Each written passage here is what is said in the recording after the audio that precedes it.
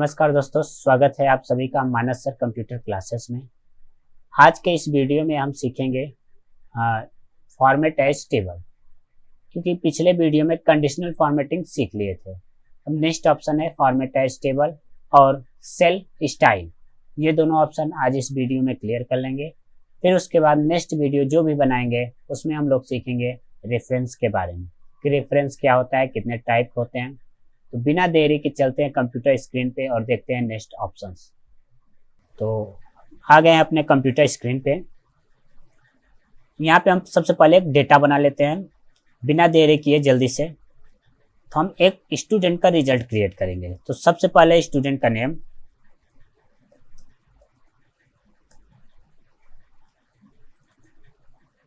कुछ स्टूडेंट के नेम हम यहाँ पे राइट कर ले रहे हैं। उसके बाद उनके सब्जेक्ट लिखेंगे और मार्क्स लिखेंगे। तो चलिए बनाते हैं।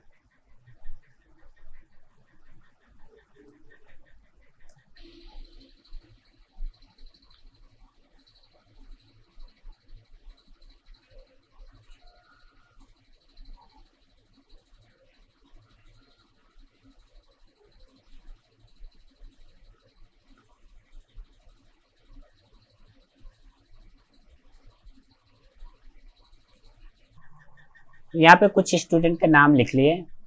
ये जितने भी स्टूडेंट के नेम लिखे हैं सब हमारे ही स्टूडेंट हैं जिनका नेम लिख दिए हैं। अब जो भी याद आया लिख दिए।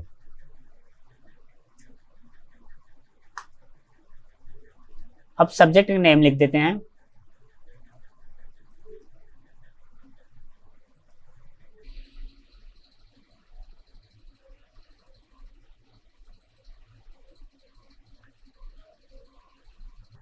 पांचों सब्जेक्ट के नेम लिख दिए। अब यहाँ पे हम नंबर्स दे देते हैं, रैंडमली नंबर देंगे। ठीक, तो नंबर पे ध्यान मत देना, कोई भी पास या फेल कुछ भी हो सकता है। तो हम रैंडमली नंबर जनरेट करेंगे। रैंडम नंबर जनरेट करने के लिए एक फंक्शन है रैंड बिटवीन। चलिए स्क्रीन पे देखते हैं। तो सबसे पहले इक्वल साइन लगाएंगे। इक्वल लगाने के बाद लिखेंगे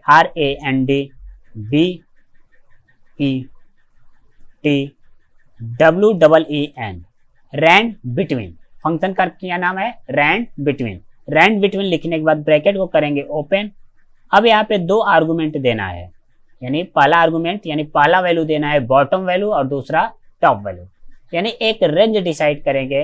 100 नंबर का मार्क्स है तो हम चाह रहे हैं 50 से लेके 100 तक इनके बीच में कोई भी एक नंबर जनरेट हो जाए। समझ में आया? यानी रैंड बिटवीन करता क्या है, जो भी रेंज दिए हैं जैसे 50 और 100 दिए हैं तो 50 और 100 के बीच का कोई भी रैंडम नंबर एक आ जाएगा। अब जैसे इंटर करते हैं तो यहाँ पे आया 58। अब इसी को हम ड्रैग करते हैं। ये फिल हैंडल है, फिल हैंडल को पकड़ेंगे और ड्रैग करेंगे नीचे की ओर। नीचे की ओर ड्रैग करने के बाद वापस से फिल हैंडल को पकड़ेंगे और राइट की ओर ड्रैग करेंगे। अब सभी को नंबर्स मिल गए हैं। अब एक काम और करना है। अभी देखो रैंडम फंक्शन सारे सेल में लग गया है। अब इसमें प्रॉब्लम क्या है, अगर किसी भी सेल में कोई भी चेंजेस करेंगे तो ये सारे नंबर भी हमारे चेंज हो जाएंगे, क्योंकि सारे सेल के अंदर रैंडम फंक्शन लगा है, rand between function. Rand between क्या करता है, जितनी बार हमारा वर्कशीट अपडेट होगा उतनी बार वैल्यू चेंज कर देगा। 50 से 100 के बीच का ही वैल्यू रहेगा, लेकिन हर बार चेंज होता जाएगा। हमको इसको फिक्स करना है। तो फिक्स कैसे करेंगे, तो सबसे पहले इस रेंज को करते हैं सेलेक्ट करने के बाद यहाँ पे आएंगे कॉपी बटन पे क्लिक करेंगे। कॉपी करने के बाद पेस्ट के नीचे एक बटन है जहाँ पेस्ट लिखा है वहां पे करेंगे क्लिक करने के बाद पेस्ट वैल्यू, नीचे ऑप्शन मिलेगा पेस्ट वैल्यू में पहला ऑप्शन जो है उसी को सेलेक्ट कर लेंगे। सेलेक्ट करने के बाद अब जितने भी सेल थे सारे सेल में फॉर्मेट यानी सभी सेल का फार्मूला हट के वैल्यू आ गया है। यानी अब चेंजेस नहीं होगा किसी भी सेल में कोई अपडेट करने पे। ये देखो कोई चेंजेस नहीं हुआ। ये नंबर हमने दे दिया। ठीक, तुम लोग को ऐसे नहीं करना है कि रैंडम ही नंबर जनरेट कर दो, तुम लोग को मैनुअली नंबर लिखना है। ठीक, अगर किसी स्टूडेंट का मार्कशीट बना रहे हो तो मैनुअली नंबर देना जिस सब्जेक्ट में जितना मिला है। ये नहीं कि रैंडमली जनरेट कर दो अपने से। तो ये चीज ध्यान रखना। हमको केवल समझाना है, उसके लिए डेटा चाहिए, इसलिए रैंडमली जनरेट कर दिए। अब यहाँ पे हम लिखते हैं टोटल मार्क्स। अब हम चाह रहे हैं यहाँ पे टोटल मार्क्स निकल के आ जाए, लेकिन अभी ऐसे नहीं निकालेंगे। हम क्या करेंगे, टोटल निकालने का एक फंक्शन होता है, वो फंक्शन हम बता दे रहे हैं, फिर आगे देखते हैं। तो टोटल निकालने का यानी जोड़ने का फंक्शन जो है उसका नेम है सम। अब कैसे यूज करेंगे, कोई भी फंक्शन या फॉर्मूला यूज करना है तो सबसे पहले इक्वल लगाया जाता है। तो यहाँ पे लगाते हैं इक्वल और लिखते हैं सम, SUM। सम लिखने के बाद ब्रैकेट ओपन करेंगे। ब्रैकेट ओपन करने के बाद वो रेंज सेलेक्ट करेंगे जिस रेंज को जोड़ना है, जिस रेंज में हमारे नंबर्स हैं। तो हमारे नंबर्स ये हैं, सेलेक्ट किए। सेलेक्ट करने के बाद ब्रैकेट को करेंगे क्लोज करने के बाद देन एंटर कर दिए। अब ये जितने भी नंबर थे सभी नंबर को जोड़ दिया है, यानी सबका सम निकाल दिया है। तो ये था सम फंक्शन का काम। तो अभी के लिए हम इसको डिलीट करते हैं, ऐसे सम नहीं निकालेंगे, क्योंकि ऐसे निकालेंगे तो एक एक सेल में सभी में निकालना पड़ेगा। अब यहाँ पे यूज आता है टेबल का। अब टेबल का यूज क्या है, एक तो है टेबल बनाएगा और फॉर्मेटिंग कर देगा, और दूसरा ऑटोमेट भी करता है। अब कैसे देख रहे हैं, तो सबसे पहले टेबल बनाने के लिए पूरे डेटा को सिलेक्ट करेंगे। सेलेक्ट करने के बाद फॉर्मेट एज टेबल ऑप्शन पे जाएंगे और यहां से कोई भी एक फॉर्मेटिंग सेलेक्ट कर लेंगे टेबल का, जो भी अच्छा लगे। जैसे यहां से ये वाला हम फॉर्मेटिंग सेलेक्ट करते हैं, क्लिक किए। अब यहाँ पे एक डायलॉग बॉक्स ओपन हुआ, यानी एक बॉक्स ओपन हुआ है। अब यहाँ पे देखो लिखा है, ये तो रेंज है ऊपर जो सिलेक्ट किए हैं टेबल का। यहाँ पे माई टेबल हैज हेडर, ये चेक है। इसका मतलब इसको बताना पड़ता है कि हमारे टेबल में हेडर है कि नहीं, हेडिंग है कि नहीं। तो हेडिंग तो है हमारे में, पहला रो क्या है, हेडर ही है। तो इसको चेक रखेंगे और कर देंगे ओके।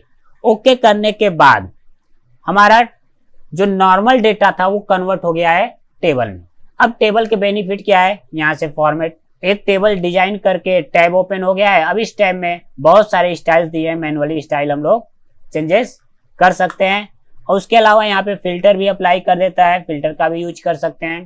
फिल्टर अगले वीडियो में देखेंगे, यानी आगे आने वाले वीडियो में फिल्टर सीखेंगे, फिल्टर का यूज क्या है, शॉर्ट का यूज क्या है, ये सारे ऑप्शन सीखेंगे। तो अभी के लिए इतना जानो, एक टेबल में कन्वर्ट कर देगा। अभी के लिए इतना जानो कि डेटा को टेबल में कन्वर्ट कर देगा। अब वापस आते हैं होम टैब में। अब देखो टेबल में कन्वर्ट करने के बाद पहला तो बेनिफिट ये है, डिजाइन हो गया, मैनुअली हमको डिजाइन नहीं करना पड़ा, स्टाइल अप्लाई हो गया टेबल का। और कई सारे स्टाइल्स भी दिए हैं बने बनाए, जिसको हम सेलेक्ट कर सकते हैं अपने टेबल में। अब यहाँ पे मेन बेनिफिट क्या है, अब जैसे ये तो टेबल है, अब यहाँ पे हमको जोड़ना है, इन सभी नंबरों को जोड़ना है। तो जो फंक्शन बताए थे वही फंक्शन वापस लगाते हैं। सम फंक्शन अभी जस्ट बताए थे, इक्वल SUM, ब्रैकेट ओपन करेंगे और ये जो नंबर्स हैं इसको सेलेक्ट करेंगे जिसको जोड़ना है। सेलेक्ट करने के बाद ब्रैकेट को क्लोज करेंगे। यहाँ पे जो भी लिख कर आ रहा है उसको इग्नोर करेंगे, क्या लिख कर आ रहा है इससे हमसे मतलब नहीं है। बस क्या क्या करना है ये ध्यान दो, इक्वल लिखना है, सम लिखना है, ब्रैकेट ओपन करना है। उसके बाद रेंज को सेलेक्ट करना है, रेंज सेलेक्ट करेंगे वहां पे खुद से आ जाएगा। इतना करने के बाद इंटर बटन दबाएंगे। इंटर बटन दबाने के बाद हमने फार्मूला केवल एक सेल में लगाया था, बाकी नीचे के जितने भी सेल थे ऑटोमेटिकली सभी में फार्मूला लग गया और सभी को जोड़ दिया। ये बेनिफिट है टेबल का, इसीलिए टेबल का यूज हम लोग करते हैं। तो समझ में आया होगा टेबल का यूज। अब नेक्स्ट ऑप्शन है cell style. Cell style basic सा ऑप्शन है, केवल सिंपली सिलेक्ट करना है, अप्लाई करना है।